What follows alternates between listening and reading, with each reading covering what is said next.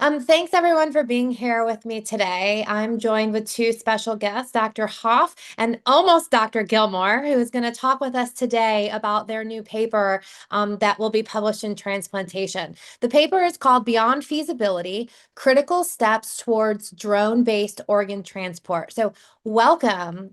Rob, since you're the first author on this paper, can I get you to just kind of give an overview of who you are and why you got interested in this topic and working with Dr. Hoff?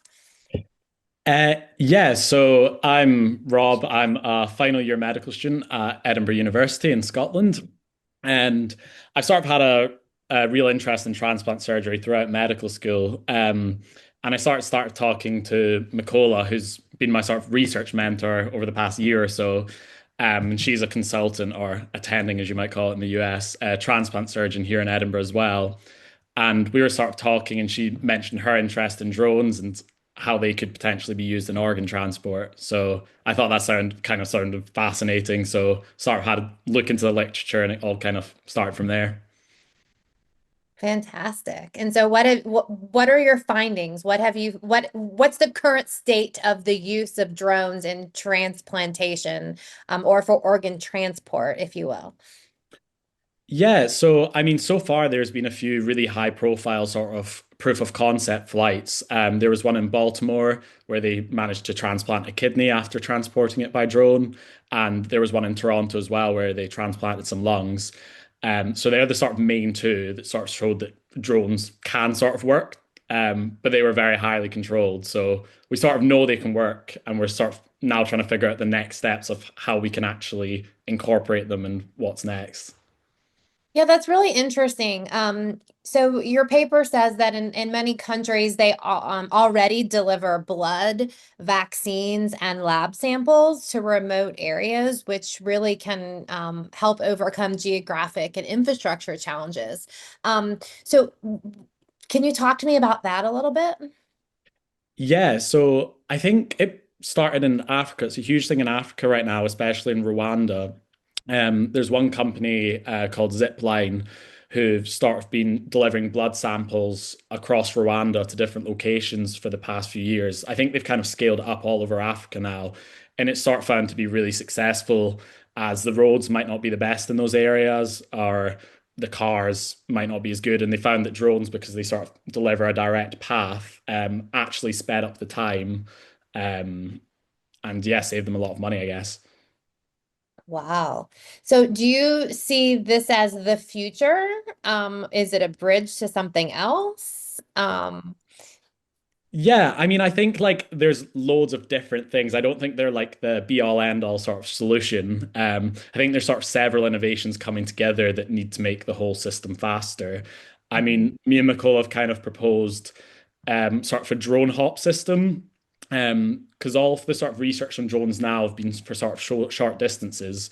So we were sort of looking, and we noticed, especially in, well, for Edinburgh especially, but I think this will be similar for everywhere around the world, in sort of bigger cities, a lot of the delays happen from sort of hospital to airport when the organs are getting transported. I mean, McCullough can speak from it from experience, but like if you're stuck in busy traffic, for example, sometimes a 20-minute journey can become close to 2 hours. Whereas if that's by drone, you're always going to have the same journey. It's just going to be direct. You're not going to have any issues with traffic or anything like that. So it can save a lot of time, which is obviously critical for the organ. So you talk about these, cases. I was fortunate enough to be living in Baltimore at the time when our colleagues across the way at the University of Maryland and my dear friend Joe Scalia were working on some of this. And I remember it making, national cable news and kind of made a big deal. Can you tell me about what that was like to see it happen in the United States? What kind of inspiration did that draw for everyone around the world? I only found out about it in the past year from Mekhola, actually, who was that told me all about this. But yeah, I remember actually being shocked. Like the concept of a drone carrying something like an organ to me was absolutely insane. I mean, it sounded actually insane, first of all. But then when we looked more into it, we just thought it was amazing. And the fact that they managed to pull this off, was just really inspiring. And I guess like all these sort of examples, like the one in Baltimore and like the one in Toronto, and even all like the stuff in Rwanda and stuff like that, I think that's what sort of inspired us to really get into it because we're like, well, if they can do it, then why can't we hopefully bring that over to the UK at some point? Yeah. Yeah, so one thing I read in your paper is that you think that one of the most immediately scalable opportunities kind of lies in transporting time-sensitive blood and tissue samples, such as wet cross-match material that we do for HLA typing, or even post-transplant biopsies. What needs to happen for us to be able to test that as a proof of concept? Yeah, so we'll obviously need more pilot trials. It'll be pretty similar with the organ transport, but I do think it'll be a lot easier in terms of I don't think we'll have as many regulations from, for example, us in the UK, we're limited by NHS Blood and Transplant. They're the people that sort of control all that. So I think it'll be a lot easier to sort of gain approval with blood samples and stuff like this for cross match and HLA typing. So I think that will be a lot easier overall, and the regulation should actually be less, but we will be faced with some of the exact same issues that organ transportation will have, like beyond visual line of sight restrictions, even stuff like liability and stuff, will sort of be still issues that we have to face.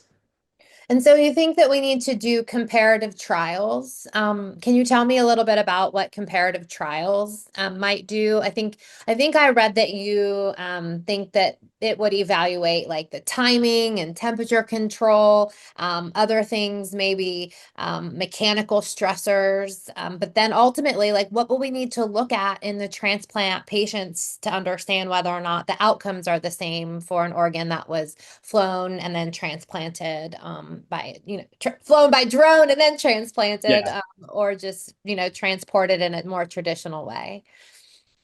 Yeah, I mean, I think the main sort of thing in the pilot trial that we'd like to do is sort of simulate how this would look in sort of a real transplant workflow. So, like, if we suggested doing from Edinburgh Airport, sorry, the Royal Infirmary of Edinburgh to like Edinburgh Airport to another airport and seeing if this number one is feasible. And then number two, like you said, tracking things like temperature, vibration, seeing if these have sort of an effect. And yeah, getting probably, I mean, transplanting them to a patient would be ideal, but I think before we do that, we'd sort of be using dummy kidneys and taking biopsies from these and looking for any sort of signs of damage or stress. Wow, that sounds exciting. And I'm gonna think to the future, but also not the so far away future, right? When we might have a world where there are non-human kidneys, so pig kidneys available for transplant around the world. This might be a probable solution for logistical challenges that will be faced with organ transport. Dr. Hoff, what do you think about that? Personally, I'm really interested in technology and how we can apply it to transplant and make things better. And so I'm always keeping an eye out for interesting technologies. And we know that drones are an emerging disruptive technology that has the potential to transform healthcare delivery in general, but as well as transplant. Um, I think what we set out to do is to find out what had already been reported in the literature, and the fact that we're big fans of the SAGE and Scalea reports, and we feel that we should be able to translate it going forward. And I think as the transplant community, we should acknowledge this new technology, and it's our responsibility to explore this as an option for our patients to make things better. And I don't think it's such a fanciful idea anymore. I mean, the military have been using it with frightening precision. Amazon is starting to deliver goods in localized places within the UK. I mean, for goodness sake, we need to start looking at this in transplant. And I think for clinicians and transplant stakeholders to buy into this, we need to provide them with evidence that this is a safe thing to do, a feasible thing to do, and a cost-effective thing to do. And one of the things that's probably holding us back, is that it's finding those key markers that we can benchmark ourselves against. So, for example, the cold ischemia time, what does drone travel due to injury to the organ, if at all? And do we really know what happens in the normal delivery pathway? For example, with the national allocation system in the UK, we frequently have organs flying all over the country. So, they'll have a road journey to the airport, then will be handled in security, possibly handled by, non-medical personnel, put on a plane, travel to the other side of the country, then again, another road journey. And this is happening all the time. And we don't really know if, there's any impact there, especially on more fragile organs, like, say, the pancreas or the liver. Wow. Yeah, no, I agree with you. This technology needs to be investigated. It's always wonderful when technology almost outpaces us in science with our, kind of the time it takes to write these things up. But it's super important that everyone that's innovating does take the time to put this in the literature so that we can move forward from it with a great evidence base. I would like you to talk with me a little bit about the legal and regulatory gaps that you've identified. Can you tell me a little bit about what those challenges might be and how we might face them in the future? Yeah, so I guess, yeah, one of the main issues, regulation. You've got the beyond visual line of sight, so or BVLOS as we call it. So this is like one of the hardest things to get is approval from in the UK. I think it's the FAA, the Federal Aviation Authority. So it's getting approval from them so that these drones can fly BVLOS, I think is the hardest thing that we need to sort of address right now. And then the other thing, I guess, is integration. Like, how are we actually going to integrate them into our transplant networks?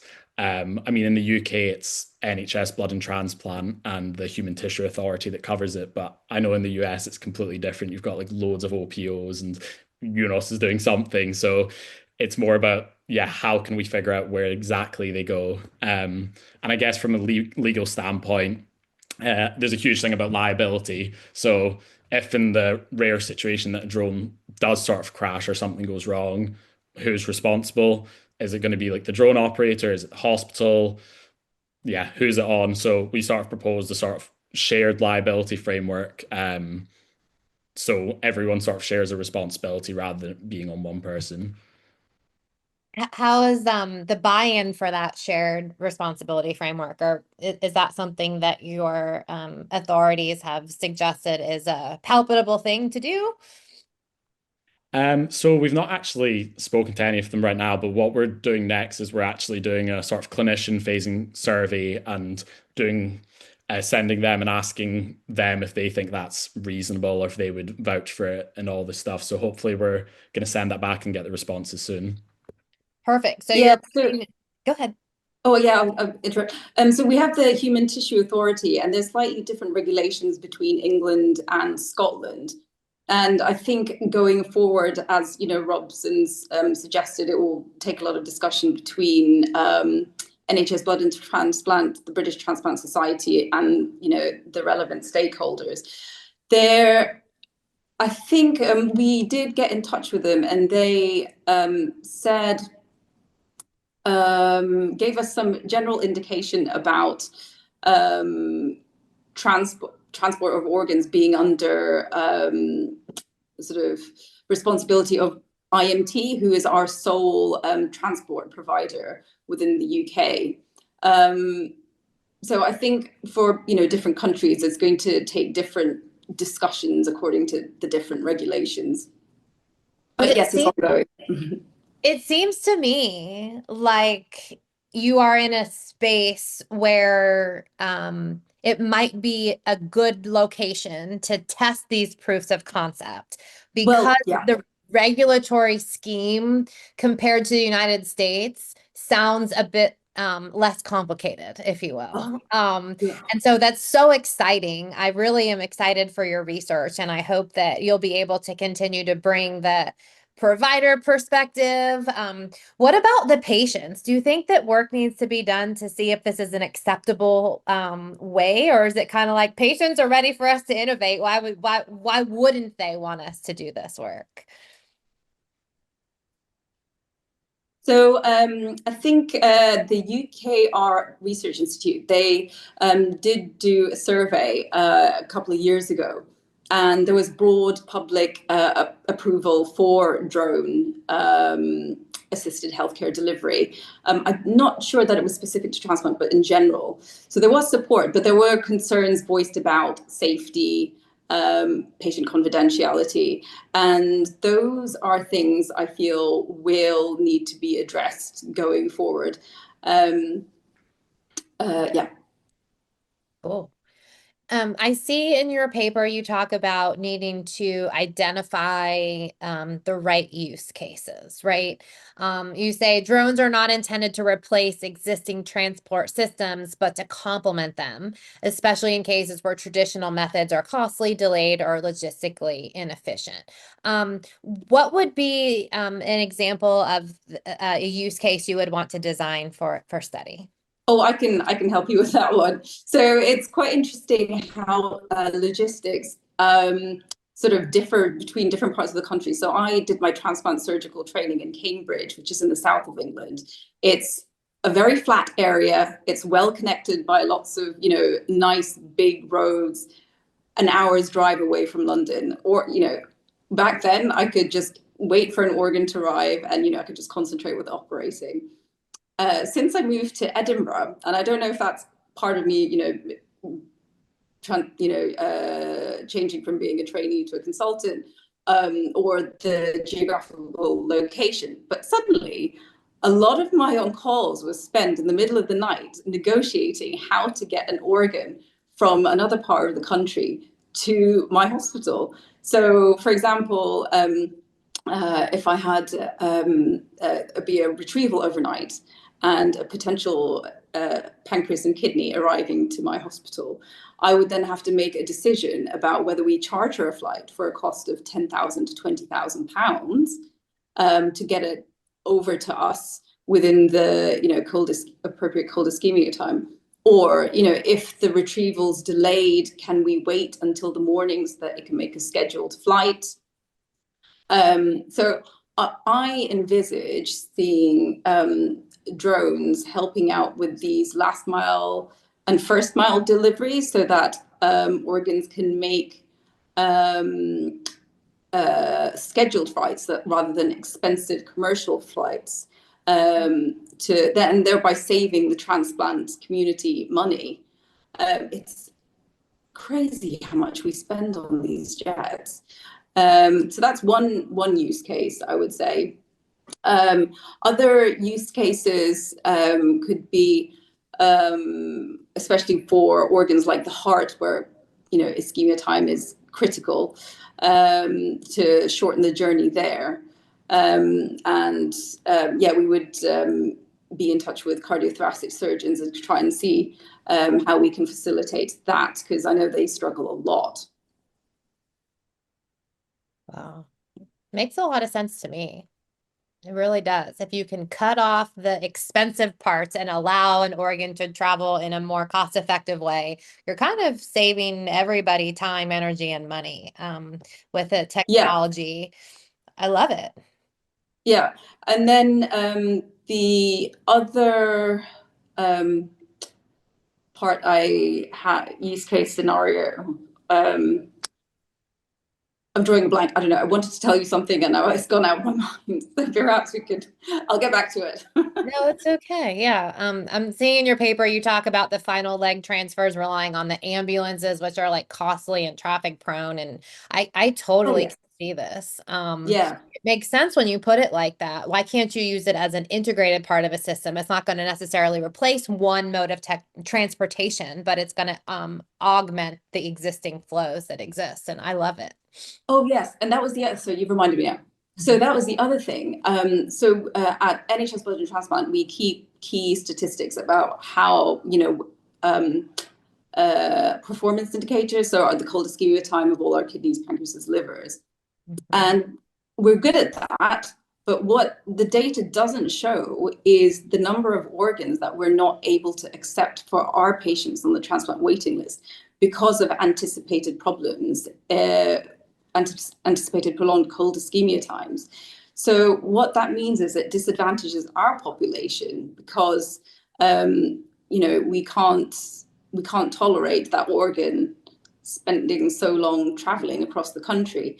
And especially in an age when we're using more and more marginal donors, our donors are becoming older, more extended criteria, they're going to be they're going to be more vulnerable to cold ischemia. And yeah, I think our patients are missing out actually. That is also a very interesting way to look at it. I have a question this raises for me about machine perfusion. So how does machine perfusion work with the drone? Is that going to be possible, or is this something that are not going to be exclusive? I mean, theoretically, it could be possible. I think right now, civilian sort of drones or drones used in medical use probably aren't ready for that. But if you look at a lot of the drones that are used in the military right now, they can handle capacities of over 100 kilograms. And when speaking to some of the machine perfusing companies, a lot of their stuff weighs between like 20 and 50 kilograms, or there's none really over 100. So realistically in the future, if we could somehow access some of those drones used in the military, it could potentially be a combination of those technologies.